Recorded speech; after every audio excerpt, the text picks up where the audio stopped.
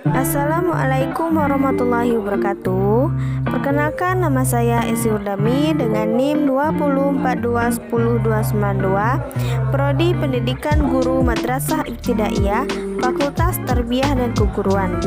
Pada video kali ini kita akan membahas tentang riwayat hidupnya Nabi Muhammad SAW. Sejarah Nabi Muhammad di masa kanak-kanak. Yang pertama, Nabi Muhammad di dusun Bani Sa'ad. Nabi Muhammad diserahkan kepada Halimah, seorang dari dusun Bani Sa'ad, supaya disusukan dan diasuh di dusun itu, sesuai dengan adat kebiasaan yang telah berlaku dalam lingkungan para bangsawan Quraisy pada masa itu. Adat kebiasaan para bangsawan Quraisy bertujuan agar anak itu hidup di dalam udara padang pasir yang bersih dalam suasana yang bebas merdeka. Dengan demikian, tubuh anak dapat tumbuh dengan segar dan sehat.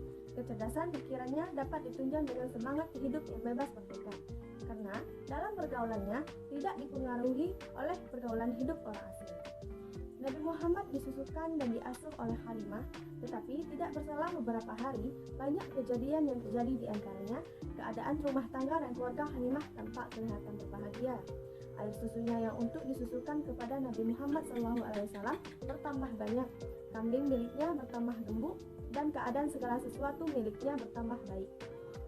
Kira-kira setelah 2 tahun Nabi Muhammad disusui dan diasuh oleh Halimah, dan sesudah beliau berhentikan menyusu, lalu Halimah diantar kembali kepada ibunya Aminah. 2. Kejadian yang aneh. Sebuah hadis yang diriwayatkan oleh Anas mengatakan bahwa malaikat Jibril mendatangi Muhammad SAW di saat beliau sedang bermain dengan anak-anak lainnya. Beliau kemudian diajak pergi, lalu dibaringkan di bedah dadanya, lalu dikeluarkan hatinya. Dari hati beliau diambil segumpal darah hitam, lalu malaikat Jibril berkata, "Inilah bagian setan yang ada dalam tubuhmu." Hati beliau lalu dicuci dengan air zam-zam dalam sebuah bokor kencana, kemudian diletakkan kembali pada tempat semula. Lalu dada beliau ditutupi kembali. Anak-anak lain yang bermain dengan beliau lari menemui ibu dan memberitahukan bahwa Muhammad SAW mati dibunuh orang. Semua anggota keluarga datang ke tempat beliau dan mereka melihat Muhammad SAW dalam keadaan cemas dan pucat pasi. Kejadian yang ketiga, kematian ibu. Dengan adanya peristiwa pembelahan dada itu, Halimah merasa khawatir terhadap keselamatan beliau, hingga dia mengembalikannya kepada ibu beliau. Maka beliau hidup bersama ibunda tercinta hingga berumur 6 tahun. Aminah merasa perlu mengenal suaminya yang telah meninggal dunia dengan cara mengunjungi kuburannya di Yathrib. Maka dia pergi dari Mekah untuk menempuh perjalanan jauh 500 km bersama putranya yang yatim. Muhammad SAW disertai pembantu wanitanya Ummu Aiman. Abdul Muthalib mendukung hal ini. Keempat, kematian kakek. Kemudian beliau kembali ke tempat kakeknya Abdul Muthalib di Mekah. Perasaan kasih sayang di dalam sanubarinya terhadap cucunya yang kini yatim piatu semakin terpupuk. Cucunya yang harus menghadapi cobaan baru di atas lukanya yang lama. Hatinya bergetar oleh perasaan kasih sayang yang tidak pernah dirasakannya sekalipun terhadap anak-anaknya. Dia tidak ingin cucunya hidup sebatang kara. Bahkan dia lebih mengutamakan cucunya daripada anak-anaknya. Ibnu Hisham berkata, ada sebuah dipan yang diletakkan di dekat Ka'bah untuk Abdul Muthalib. Kerabat-kerabatnya biasa duduk-duduk di sekelilingi dipan itu hingga Abdul Muthalib keluar ke sana. Dan tak ada seorang pun di antara mereka yang berani duduk di depan itu, sebagai penghormatan terhadap dirinya. Suatu kali, selagi Rasulullah SAW menjadi anak kecil yang montok, beliau duduk di atas dipan itu. Yang kelima, di bawah asuhan Abu Thalib. Abu Thalib melaksanakan hak anak saudaranya dengan sepenuhnya dan menganggap seperti anak sendiri. Bahkan Abu Thalib lebih mendahulukan kepentingan beliau daripada anak-anaknya sendiri, mengkhususkan perhatian dan penghormatan hingga berumur lebih dari 40 tahun.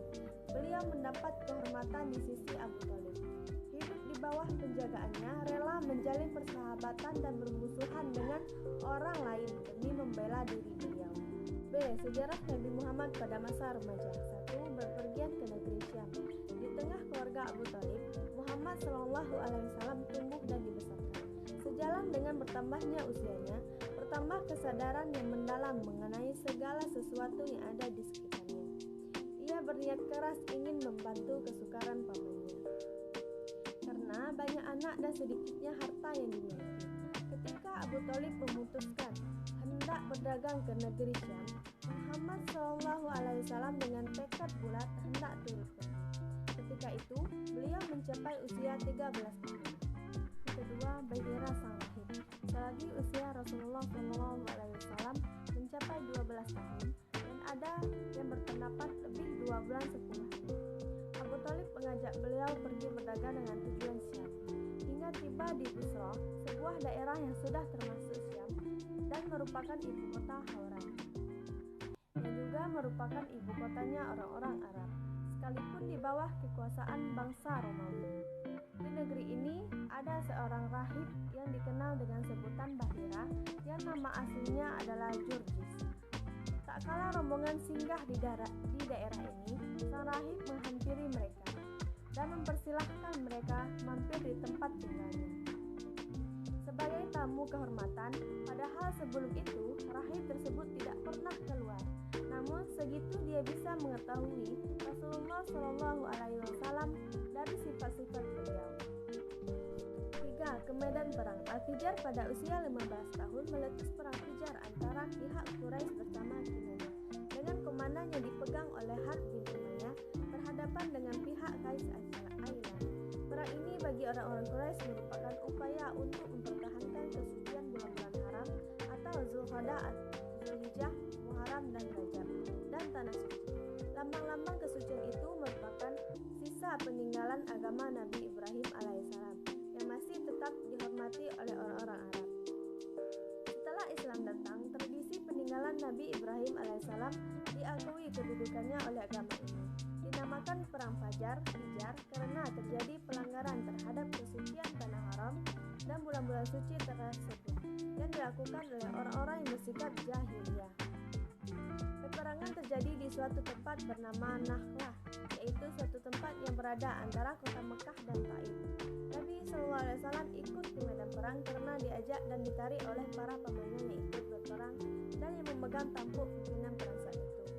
Tentang usia beliau kala itu, para ulama ahli tarikh berselisih pendapat. Sebagian mengatakan 15 tahun dan sebagian lagi mengatakan 20 tahun. Yang keempat, menjadi anggota Hilful Fudul.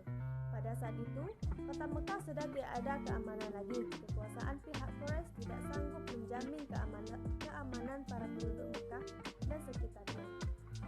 Dalam lingkungan pemerintahan, kota Mekah tidak ada jembatan kehakiman dan kepolisian guna mengadili kesalahan orang yang berbuat salah. Guna menjamin serta menjaga keamanan, hak milik dan jiwa orang dari gangguan orang-orang yang suka membuat kecurangan dan sewenang-wenangnya. Yang kelima, mengembala kambing. Pada awal masa remaja Rasulullah SAW tidak mempunyai pekerjaan tetap. Hanya saja beberapa riwayat menyebutkan bahwa beliau biasa mengembala kambing di kalangan Bani Sa'ad dan juga di Mekah dengan imbalan berupa uang beberapa dinar.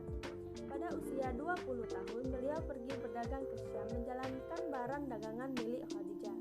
Ibnu Ishaq menuturkan Khadijah binti Khuwailid adalah seorang wanita pedagang, terpandang dan kaya raya. Dia biasa menyuruh orang-orang untuk menjalankan barang dagangannya dengan membagi sebagian hasilnya kepada mereka. Sementara orang-orang Quraisy memiliki hobi berdagang. Sejarah Nabi Muhammad pada masa dewasa. Yang pertama, pernikahan Nabi Muhammad SAW. Saat berusia 25 tahun, Muhammad bekerja sama dengan Khadijah binti Khuwailid. Khadijah merupakan seorang saudagang perempuan yang sukses, terhormat dan kaya raya. Muhammad membawa barang dagangan milik Khadijah ke Syam untuk didagangkan bersama Maisarah. Setelah perjalanan dari Syam berakhir, Muhammad membawa keuntungan yang sangat besar. Maisarah menceritakan tentang kemuliaan akhlak dan kebaikan-kebaikan Muhammad selama berdagang kepada Khadijah. Muhammad merupakan sosok yang jujur, cerdas, dan amanah sehingga banyak orang yang mau berbisnis dengannya sebab tidak takut dicurangi atau ditipu. Baiklah, sekian materi yang dapat saya paparkan. Semoga bermanfaat bagi yang menonton. Sekian dari saya. Wassalamualaikum warahmatullahi wabarakatuh.